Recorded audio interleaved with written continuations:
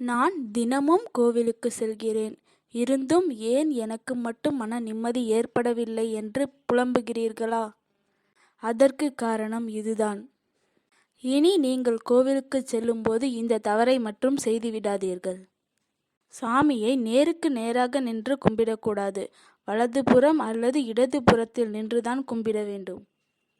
மக்கள் அனைவரும் அவரவர் கஷ்டங்களை சுவாமியிடம் முறையிடும் போது அந்த கஷ்டங்கள் அனைத்தும் ஒரு சக்தியாக மாறி சுவாமி முன் உருவெடுக்கும்.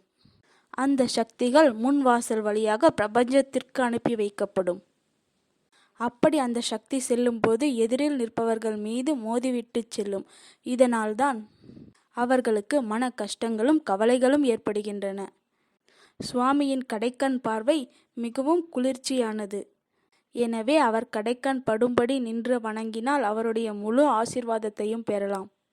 இது போன்ற தகவல்களுக்கு நம்ம சேனலை மறக்காம சப்ஸ்கிரைப் செய்து கொள்ளுங்கள்.